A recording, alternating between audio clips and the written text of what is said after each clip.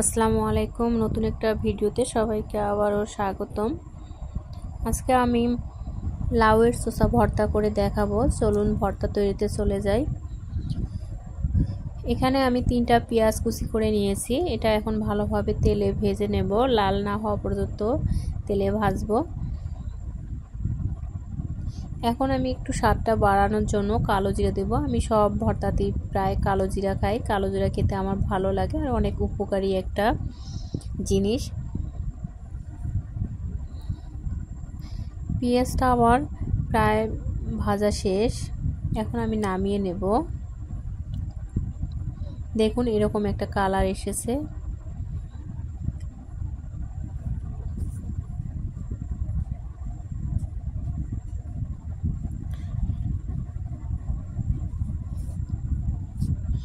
এখানে আমি আবারও একটু তেল দিয়ে দেবো। একটু না, বেশ ভালোই তেল দিতে হবে। অন্য ভর্তার চেয়ে এখানে একটু বেশি তেল দিতে হবে।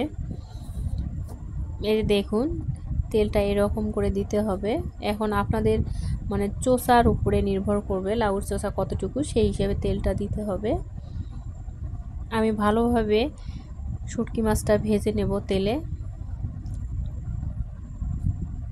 দেখুন অনেকটা কালার চেঞ্জ হয়ে গিয়েছে।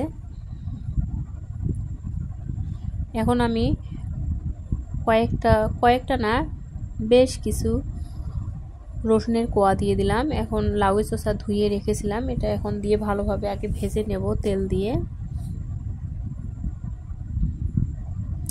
লাউ চোষাটা ভাজতে ভাজতে লাল করব, তারপরে একটু পানি দিয়ে ভালোভাবে সিদ্ধ করে নেব।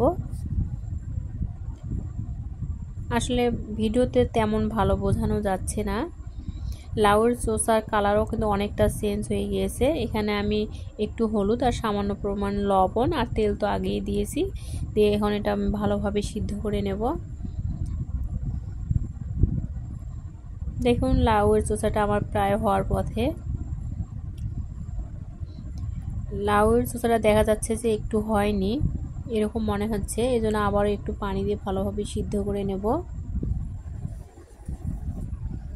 আর লাউয়ের চোষাটা অবশ্যই ভালোভাবে সিদ্ধ করে নিতে হবে। হয়ে গেছে, এখন আমি এটা ভর্তা করে নেব। শুকনো মরিচ আমি ভেজে নিয়েছিলাম, আর শুকনো মরিচের ভর্তাটা স্বাদটা একটু অন্যরকম হয়, এই জন্য আমি শুকনো মরিচ দিয়ে সব ভর্তা করি। আসলে কিছু কিছু জিনিস আমরা আসলে জানিও না যে আসলে স্বাদটা কী রকম, খাওয়ার পর বুঝতে পারি। সবাই ভালো থাকেন, আল্লাহ হাফেজ।